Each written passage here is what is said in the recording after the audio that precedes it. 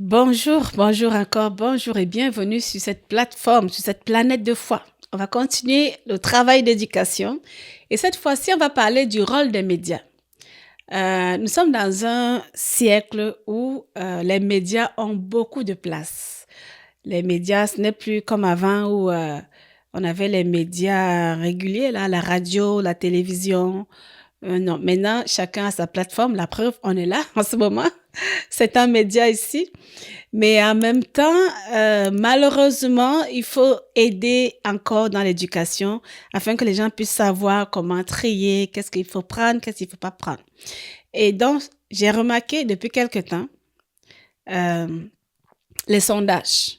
Avant l'élection de Trump et avant du président Trump et avant la démission de Justin Trudeau, les conservateurs, le Parti conservateur du Canada trônait sur les sondages. Ils étaient au-dessus largement. Sauf que depuis que le ministre Trudeau est parti et a été remplacé par Mark Carney, on a commencé à nous dire que ils sont déjà au coude à coude. Le Parti libéral et le Parti conservateur, ils sont déjà au coude à coude. Et maintenant, même, ils commencent à dire que le Parti libéral est au-dessus. Et souvent, quand les gens entendent les choses comme ça, ils ont tendance à être influencés, en fait.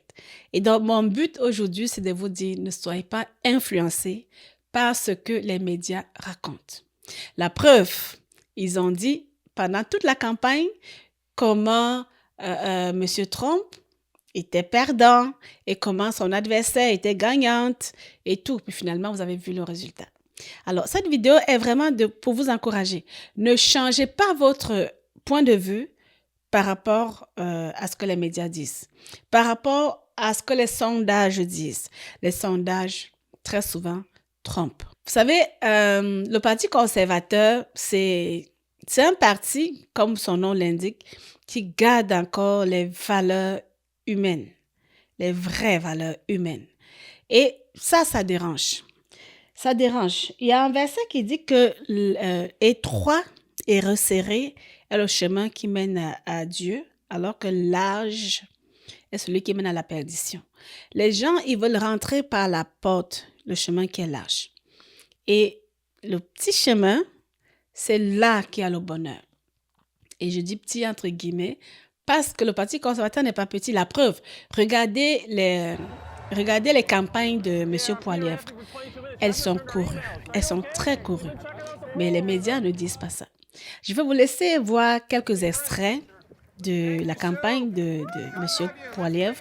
Et vous allez voir comment c'est couru. Moi-même, j'en ai participé à plusieurs. J'ai eu l'occasion de rencontrer M. Poilievre au moins 3 fois.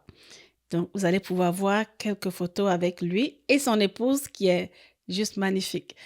Et ce couple-là, vraiment, c'est mon point de vue. Je ne suis pas en train de vouloir vous forcer la main, mais ça vaut le coup de les essayer. Après 3 mandats des libéraux, chers Canadiens, chères Canadiennes, essayons les conservateurs. Essayons d'autres choses. Puis si à la fin, ça ne nous convient pas, c'est ce qui est bien dans un pays démocratique, on va juste les sanctionner lors des prochaines élections. On va les sanctionner, mais essayons-les. Ne laissons plus les médias décider pour nous. Ça en est assez là. Ne les laissons plus. Et ne faites plus confiance à ces médias qui chaque jour font du matraquage et nous font du lavage de cerveau. On ne veut plus de ces médias-là. Moi, j'ai vu Pierre Poilievre dans un podcast dernièrement. J'ai écouté, je me suis délectée de ce podcast-là. Excusez ce mot, ça glisse dans ma bouche.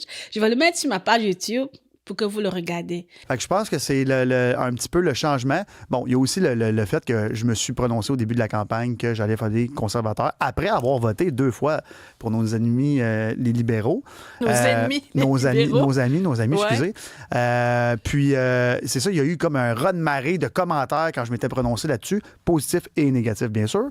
Puis, je me suis dit à la place de s'ostiner en commentaires puis tout ça, je disais, hey, pourquoi je lance pas l'invitation? Je n'utilise pas mes plateformes qui sont énormes. Puis je leur demande pas de venir s'asseoir avec moi. Puis le premier qui nous a approchés. C'est l'équipe de Médiatique. Donc, tu as lancé 5 invitations à 5 chefs de parti. Exact. Ça, c'est juste un premier ministre qui est proche de la population. Je vous ai dit, je l'ai rencontré au moins 3 fois. J'ai pris des photos avec lui, j'ai discuté avec lui.